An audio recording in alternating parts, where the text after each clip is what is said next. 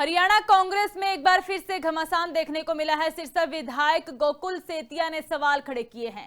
बैठक में नेताओं की बैठने की व्यवस्था पर नाराजगी जताई गई है। पार्टी को नुकसान पहुंचाने वालों को तवज्जो दी जा रही है।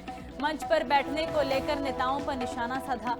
चुनाव बाद विधायकों को संभालना जरूरी है। गोकुल सेतिया की ओर से बड़ा बयान दिया गया और कहा कि राज्यसभा चुनाव के बाद विधायक दूर गए हैं। कांग्रेस संगठन को मजबूत करने की नसीहत दी गई है। हरियाणा कांग्रेस में फिर से अंदरूनी कलेश दिखता हुआ नजर आ रहा है। चुनाव के बाद विधायकों को संभालना बेहद ही ज्यादा जरूरी है। गोकुल सेतिया ने एक बार फिर से चिंता जाहिर की है। नेताओं की बैठने की व्यवस्था पर नाराजगी जताई गई है।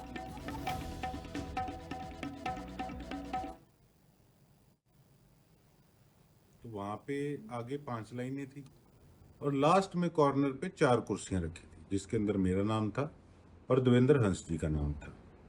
उसके बाद जो लाइन थी 2 लाइनें, उसमें एमएलएस के नाम थे। उससे जो आगे लाइन थी 2 फ्रंट की, उस पे और पदाधिकारी इधर उधर, मतलब जो भी पार्टी के नियुक्तियां हुई हैं वो थे। और कुछ चेहरे फ्रंट लाइन में ऐसे थे जो टाइम से ही आके बैठ गए। उनको पता था कि पता नहीं स्टेज पे भी चढ़ने नहीं देंगे, पता नहीं आगे से छलांग मार के चढ़े या क्या चढ़े पता नहीं, तो वो आगे बैठे और जाते सार उनको माइक पकड़ा दिया। वो प्रवचन देने लगे, पार्टी में अनुशासन होना चाहिए, फलाना होना चाहिए, ढिमकाना होना चाहिए। और वो लोग वो थे जिन्होंने सिरसा के अंदर कांग्रेस की गोभी खोदने का काम किया। हमने भी पार्टी छोड़ी तो इन महानुभावों करके छोड़ी थी।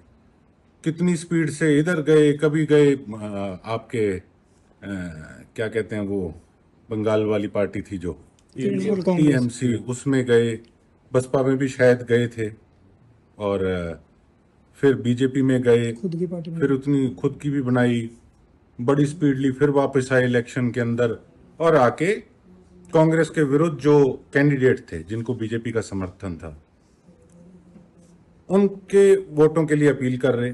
उसकी ऑडियो किसी साथी ने दी, हमने उसको आपके माध्यम से रिलीज भी किया था। तो सबसे पहले ऐसे लोगों को माइक पकड़ा दिया, क्या प्रवचन दूं? अभी हमें सिखाएंगे क्या कि हमने किस प्रकार से पार्टी की रक्षा करनी है, पार्टी के लिए काम करना है? तो जब स्टार्टिंग ही गलत हो रही है तो फिर आप क्या उपेक्षा कर सकते हो? और एमएलए, अरे 37 जीते, 4-5 तो बाज लिए, अब थरों 32 भी को नहीं संभले के।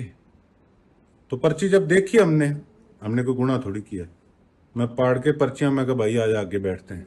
मेरे साथ विकास सारंग जी भी थे, जेपी के बेटे। मैं कहा आज आगे बैठांगा। और एमएलए आएगा, मैं कहा पाड़ पूड़ के पर्चियां अपने आगे बैठो। मगर ये तो 32 ही को नहीं संभालने लग रहे, 45 आते तो ये क्या करते? ये कहते स्टेज पे जगह ही नहीं है, ये कोई बात थोड़ी है। तो फिर ये तो इनको सोचना चाहिए कि अगर आप विधायकों का मनोबल नहीं बढ़ाओगे तो उनकी टीम फिर आगे क्या करेगी? तो वो 2 नेता बीजेपी से मलाई खाने वाले कौन से थे? आपको पता ही है, बार बार मेरे को सारे प्रदेश को पता है। अभी एक के तो पिताजी की भी कल बता रहे हैं कोई मीटिंग थी।